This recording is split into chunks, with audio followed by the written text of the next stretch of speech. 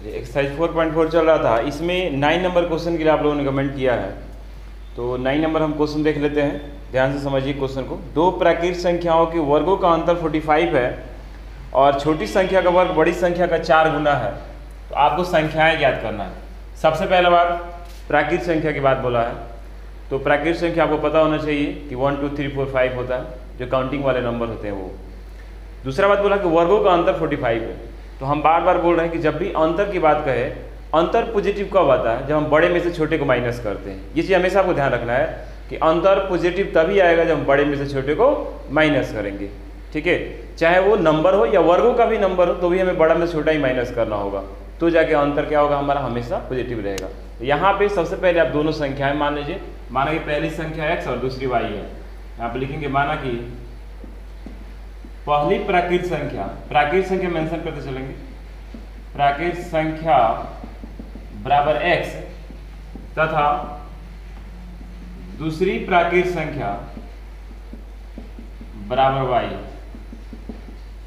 जहां एक चीज और आपको तुरंत मेंशन करना है, अंतर में ये चीज मेंशन होना चाहिए कौन बड़ा है कौन छोटा। जब भी क्वेश्चन में अंतर की बात कर दे, दो राशि दो संख्या या दो कोई भी क्वांटिटी का जब भी मेंशन कर दे, तो आप अगर एक चीज नहीं लिखते हैं कि कौन बड़ा है कौन छोटा है, तो आपका क्वेश्चन गलत हो जाएगा। आंसर तो आ जाएगा बट वो सोल्यूशन सही नहीं रहेगा। तो आपको एक चीज मेंशन करना होगा, जहां x ग्रेटर देन y, ये लिखना होगा आपको कि जहां x ग्रेटर देन y। हम यहाँ पे मान लेते हैं, ये भी चीज हम इसी मेंशन कर लिए कि x y से बड़ा है। अब देखिए अकॉर्डिंग टू क्वेश्चन बोला है वर्गों का अंतर 45 होना चाहिए। तो अकॉर्डिंग टू क्वेश्चन हम लिखेंगे, अकॉर्डिंग टू क्वेश्चन वर्गों का अंतर 45। तो x square minus Y square is equal to क्या हो जाएगा स्टूडेंट, 45 हो जाएगा वर्गों का अंतर। तो हम x square minus Y square क्यों किए हैं? क्योंकि x ग्रेटर देन y हम मान लिए हैं कि x बड़ा है y से। जब x बड़ा है y से मान लिए, तो अब तो हमें पता होगा ना कि ये बड़ा है ये छोटा है। तो बड़े का वर्ग माइनस छोटे का वर्ग हमेशा पॉजिटिव होगा, क्योंकि यहाँ प्लस 45 दिया है। तो x square minus Y square equal to 45, इसको हम मान लेंगे इक्वेशन फर्स्ट। पुनः अकॉर्डिंग टू क्वेश्चन दोबारा ये बात क्या बोला है आपसे कि बोला है छोटी संख्या का वर्ग बड़ी संख्या का 4 गुना है। तो छोटी संख्या क्या है स्टूडेंट, y है। तो यहाँ पे हम लिख सकते हैं छोटी संख्या बराबर क्या हो जाएगा, y। तो y का वर्ग y स्क्वायर। तो पुनः according to question y square is equal to 4x, बोला है कि 4 गुना है। छोटी संख्या का वर्ग बड़ी संख्या का 4 गुना है। ये हो गया आपका समीकरण सेकंड। अब इन दोनों से हमें हल करके एक क्वाड्रेटिक इक्वेशन बनाना है। तो हम लिखेंगे समीकरण 2 से y स्क्वायर का मान समीकरण 1 में रखने पर क्या मिलेगा स्टूडेंट, सब समीकरण 1 में रखेंगे। तो ये जो 4x है, अब ये 4x y स्क्वायर की जगह पे चला जाएगा, जो कि समीकरण 1 में हमारा y स्क्वायर है। तो यहाँ पे हो जाएगा x square minus 4x is equal to 45। अब देखिए यहाँ से हमें x का मान निकालना है। ये 45 इधर आएगा तो माइनस 45 हो जाएगा। x square minus 4x minus 45 बराबर 0। मल्टीप्लाई करने पे 45 एंड माइनस करने पे -4। तो 9 और 5 9 5 45। लेकिन आपको माइनस करने पे माइनस में आना चाहिए, निगेटिव नंबर आना चाहिए। तो 5 माइनस 9 करना होगा, तभी तो माइनस 4 आएगा। 5 माइनस क्या करना होगा, 9। तो यहाँ पर आप लिखेंगे x square plus 5x minus 9x minus 45 बराबर 0। इन दोनों में x कॉमन है, तो आप x प्लस 45 यहाँ मेंशन कर सकते हो। और इसमें माइनस 9 कॉमन है, तो x प्लस 5 बराबर 0। अब इन दोनों में से x प्लस 5 कॉमन है, x प्लस 5 जब कॉमन लेंगे तो x माइनस 9 बराबर 0 हो जाएगा। अब इन दोनों को बारी बारी 0 के बराबर करना है, x प्लस 5 और x माइनस 9। तो x प्लस 5 बराबर 0, तो x बराबर माइनस 5। और शुरू में ही बोल दिया है कि दोनों प्राकृत संख्या है, इसलिए हम नेगेटिव वाले आंसर को यहाँ पे नहीं मेंशन करेंगे। और हम लिख सकते हैं x not equal to negative, क्योंकि x तो प्राकृत संख्या है और प्राकृत संख्या निगेटिव नहीं होता है। तो यहाँ से हम क्या लेंगे, या ये हम बराबर करें 0 के, x माइनस 9 बराबर 0, तो x बराबर आ गया 9, यानी कि पहली प्राकृत संख्या निकल गया आपका 9। अब जो है ये 9 आप समीकरण 2 में रखो, तो आपको जो है सबसे आसानी से मिल जाएगा। वैसे एक में भी आप रख सकते हैं, एक में भी रखिएगा तो मिल सकता है, दो में भी रखिएगा तो मिल सकता है। x का मान आप 1 या 2 किसी में भी रखें तो आपको y का मान मिल जाएगा। सबसे आसान रहेगा हम इसको समीकरण 2 में रखते हैं। एक बार इसका स्क्रीनशॉट ले लीजिए, फिर आगे मैं बता रहा हूँ। चलिए अब इसके बाद देखते हैं y का मान समीकरण 2 में रखने पर, सॉरी x का मान, यहाँ पर हम लिखेंगे x का मान समीकरण 2 में रखने पर क्या मिलेगा, y square is equal to 4 into 9, तो y square is equal to 36, तो y is equal to root under 36, तो y इज इक्वल टू कितना निकलेगा, प्लस माइनस 6। आंसर ये दोनों दिया है प्लस माइनस 6, लेकिन स्टूडेंट जब शुरू में बोल दिया प्राकृतिक संख्या तो हम नेगेटिव आंसर क्यों लेंगे, ये भी ध्यान देने वाली बात है। जब शुरू में ये बात बोल दिया है कि दोनों प्राकृतिक संख्याएं हैं तो प्राकृतिक संख्या तो नेगेटिव नहीं होता है, या हम लिख सकते हैं y नॉट इक्वल टू -6, इसलिए y इक्वल टू क्या हो जाएगा 6, यानी पहली प्राकृतिक संख्या लिखना पड़ेगा लास्ट में आपको, पहली प्राकृतिक संख्या बराबर 9 और दूसरी प्राकृतिक संख्या बराबर क्या हो जाएगा 6 हो जाएगा। ये आपका आंसर हो गया। तो इस पर हम एक क्वेश्चन भी दे रहे हैं, इस क्वेश्चन को बना करके और उसका आंसर आपको कमेंट बॉक्स में लिखना है, और इसके बाद फिर मैं जो दूसरा क्वेश्चन बताऊंगा उसको आप लोग ध्यान से देखिएगा। तो इसका स्क्रीनशॉट ले लीजिए और क्वेश्चन में अभी चेंज कर दे रहा हूँ। दो प्राकृतिक संख्याओं के वर्गों का अंतर 192 है। स्टूडेंट दो प्राकृतिक संख्याओं के वर्गों का अंतर 192 है और छोटी संख्या का वर्ग बड़ी संख्या का 4 गुना है, तो वो संख्याएं ज्ञात करें। ये आपका पहला आज का होमवर्क हुआ, ठीक है। इसके बाद मैं दूसरा क्वेश्चन बनाऊंगा और फिर उस पर भी होमवर्क दूंगा। चलिए इसको कॉपी कर लीजिए।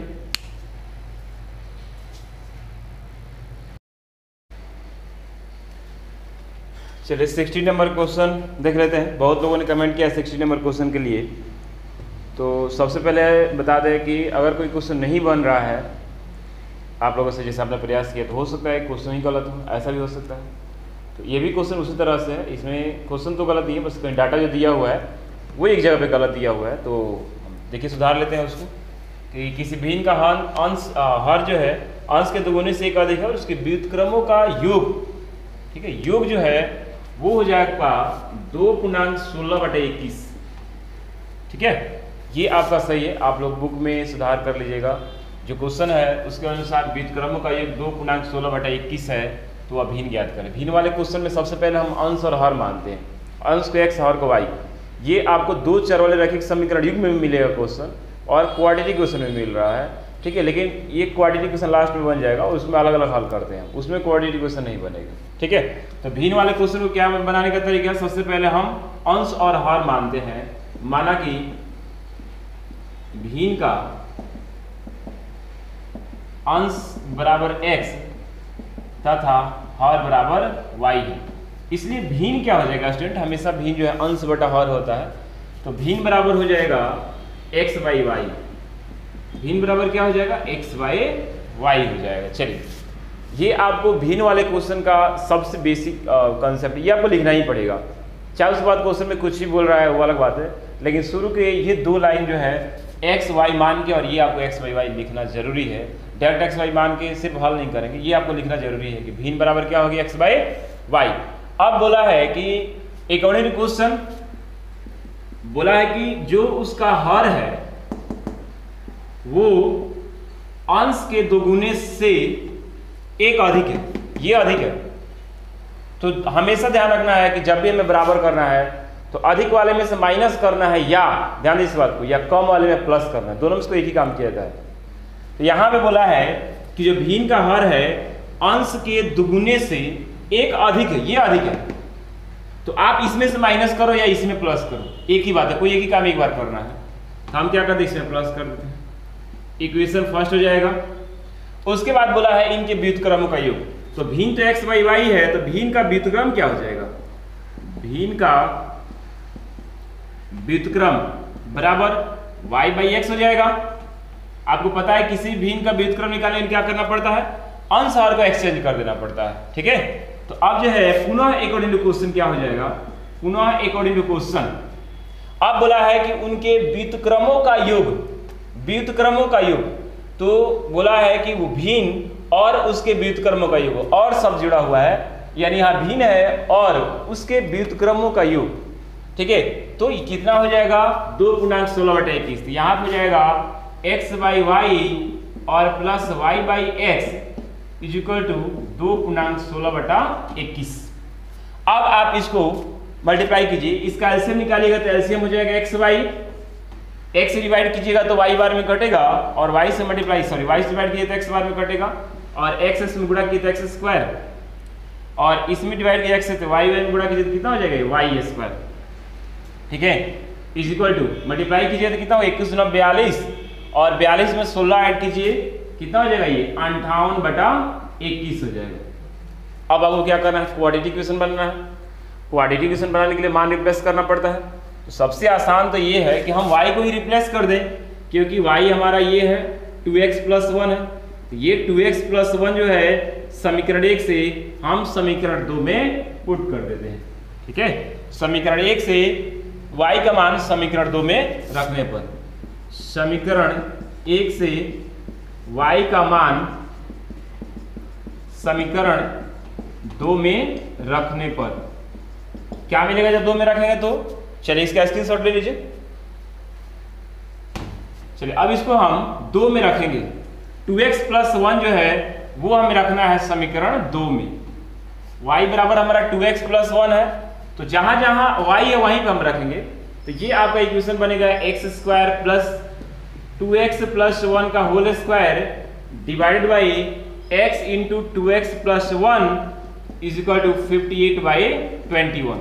हम किए क्या है, बस y का मान हटाया है और y की जगह पर 2x + 1 रख दिए। चलिए अब इसको हल करते हैं। ये हमारे पास हो जाएगा x² plus a plus b पे टूटेगा तो 2 का स्क्वायर 4, 4x² प्लस 2ab यानी कि 4x, 2 × 2x × 1 2ab, 2 पहले से रहेगा a और b, तो 4x प्लस 1 का स्क्वायर तो 1 ही होता है ना स्टूडेंट, और नीचे हो जाएगा गुणा करेंगे तो 2x² plus x is equal to 58/21। चलिए अब क्या करते हैं, ये दोनों तो ऐड हो जाएगा ना, ये दोनों ऐड होगा तो कितना हो जाएगा 5x², ये आपका दोनों ऐड होगा तो ये हो जाएगा आपका 5x² plus 4x + 1 divided by 2x² plus x is equal to 58/21। अब यहां से हमें क्या करना है, इसको क्वाड्रेटिक इक्वेशन में कन्वर्ट करना है, तो क्रॉस मल्टीप्लिकेशन करते हैं, इसका गुणा इससे करते हैं और इसका गुणा, तो 58 में 2 से कीजिएगा तो ये हो जाएगा आपका 116x² प्लस 58x। अब 21 से 5 से कीजिएगा तो 105x² प्लस 21 में 4 से कीजिएगा 84x प्लस 21। ये 105 इधर आएगा तो माइनस हो जाएगा। ठीक है, तो जब 116 में से 105 घटेगा तो आपका बचेगा 11x², और 84 आएगा तो -84 हो जाएगा। अब फिर यहाँ पे 58 है, यहाँ पे -84 है, जब माइनस कीजिएगा तो ये कितना हो जाएगा, जब माइनस कीजिएगा तो ये हो जाएगा -26x, और वो है तो -21 = 0। अब देखिए गुणा करने पे 11 और 21 को गुणा करते हैं और उसके बाद सोचते हैं कि कितना घटाने पे -26 है। तो सबसे पहले स्टूडेंट क्या कीजिए आप कि अगर ये फैक्टर में है, मल्टीप्लाई करने से इसका फैक्टर लिखिए, सेट करना है ना, नंबर सेट करना बहुत ही आसान है। गुणा करके आप फैक्टर निकालिएगा तो आपको समय ज़्यादा लगेगा। आप इस 11 को अलग रखिए, इस 21 को 3 × 7 लिख दीजिए। आपके पास 3 नंबर है, ये इन तीनों नंबरों को 2 नंबर के रूप में ऐसे सेट करना है कि घटाने पे 26 आ जाए। ठीक है, और गुणा करने पे तो ये तो होगा ही 11 और 21 का, तो 11 × 33 और 7 स्पष्ट रूप से दिख रहा है कि 33 7 कीजिएगा तो 26 आएगा। तो क्या करेंगे हम 33 और 7 कर लेंगे, लेकिन यहाँ पे साइन माइनस का है तो 7 - 33 कर लेंगे, कोई दिक्कत नहीं है। 11x² plus 7x minus 33x minus 21 = 0। इन दोनों में क्या कॉमन है, x कॉमन है, तो 11x + 7 और -3 कॉमन है इसमें, तो 11x + 7 = 0। चलिए इसका स्क्रीनशॉट लीजिए, फिर मैं आगे बता रहा हूं कैसे बनेगा। अब इन दोनों में क्या कॉमन दिख रहा है, अब इन दोनों में 11x + 7 कॉमन दिख रहा है, तो हम क्या करेंगे यहाँ से कि 11x + 7 को कॉमन ले लेंगे, हमारे पास बचेगा क्या, x - 3 बचेगा। ठीक है, x - 3 बचेगा। और उसके बाद से 0। तो 11x + 7 बराबर 0। तो x बराबर कितना निकल जाएगा -7/11। तो x not equal to negative and fraction, दोनों हो सकता है, फ्रैक्शन में नहीं होगा, भिन्न का अंश या हर कोई इंटीजर में आएगा। ठीक है, तो यहां से हम लिख सकते हैं या x - 3 बराबर 0। तो x = 3। तो अंश निकल गया 3। अब हर निकालने के लिए इस x का मान समीकरण 1 में हम रख देंगे। चलिए इसका स्क्रीनशॉट लीजिए एक बार आप लोग।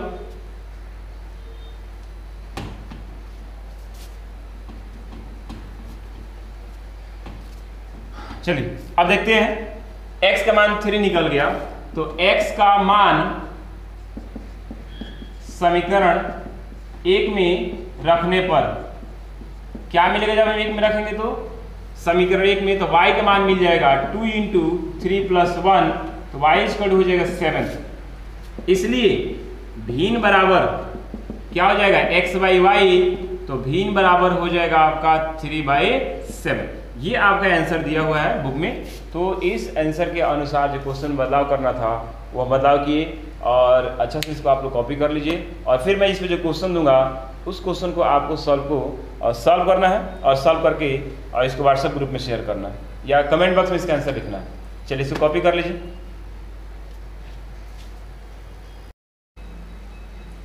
चलिए एक क्वेश्चन आपको हम दिए थे पहले, वो बना लेना है। और उसके बाद से ये 3 क्वेश्चन दिए हैं, तो वो और एक ये 3, चारों क्वेश्चन को आपको अच्छा से सॉल्व करना है और सॉल्व करके इसके आंसर को कमेंट बॉक्स में लिखना है। ठीक है, सब लोग अच्छा से सॉल्व करेगा। और इसके बाद से एनसीईआरटी में विचार चल रहा है कौन से चैप्टर स्टार्ट करना है। बहुत कम लोगों ने कमेंट किया, इसीलिए हमें स्टार्ट नहीं किए हैं। तो बाकी लोगों का भी कोई ये नहीं है कि हमें पढ़ना है या नहीं पढ़ना है, कोई से मतलब नहीं है। अपने साथ दूसरों को भी लेके जा रहे हैं। हम सबसे बोले थे कि आप लोग कमेंट कीजिए कौन सा, मात्र 2-3 लड़की कमेंट की है और यही रीज़न है कि जब तक आप लोग नहीं सपोर्ट कीजिएगा तब तो हम अकेले क्या करेंगे। ये ऑफलाइन क्लासेज नहीं है जिसमें कि आपको मोटिवेट करते रहें और फिर आप रिस्पॉन्स देते रहें, हम पढ़ाते रहें। जो थोड़ी बहुत चीज़ें हैं इसमें, जो प्रक्रियाएं हैं इसको करने का, वो आप लोग पीछे करते हो, उसमें भी नहीं आप हेल्प करते हो। कमेंट में नाम लिखना था चैप्टर का, सारे लोगों ने कमेंट किया रहा था, फिर हम इस पर विचार विमर्श करते। तो आई होप कि इसके बाद जरूर आप लोग एनसीईआरटी के जो भी होंगे चैप्टर जिससे स्टार्ट करना है वो सभी लोग कमेंट करें ताकि हम एक साथ अच्छा से स्टार्ट करें एनसीईआरटी को। और ये आपका ऐसा चलते रहेगा, अच्छा से तैयारी करते रहेगा। सीबीएसई का सिलेबस तो कम हो गया है 30%। बिहार बोर्ड का अभी तक नोटिफिकेशन नहीं आया है। आई होप कि बिहार बोर्ड का भी नोटिफिकेशन आना चाहिए कि आप लोग के सिलेबस कुछ कम होंगे। जैसे ही नोटिफिकेशन आएगा हम जरूर बताएंगे कि वे कौन से चैप्टर या कौन से टॉपिक है मैथ में जो कि आप लोग को नहीं पढ़ना है, उस पर हम लोग फोकस कम करेंगे। ठीक है, पढ़ेंगे वैसे भी, सिलेबस तो पूरा पढ़ना है, पूरा बुक सबको कंप्लीट कराएंगे, बट उस पर फोकस कम करना है, उसको रिवीजन नहीं करना है, बस नॉलेज के लिए पढ़ लेना है। उसके बाद हम उसको छोड़ देंगे। बाकी जो हमारे सिलेबस बचेंगे जो एग्जाम के लिए, उस पर हम अच्छा से फोकस करेंगे और अच्छा से तैयारी करेंगे। तो अच्छे से आप लोग तैयारी करते रहिए, पढ़िए। इसके बाद से आगे इसका आंसर कमेंट बॉक्स में जरूर सबको लिखना है। ठीक है, चलिए।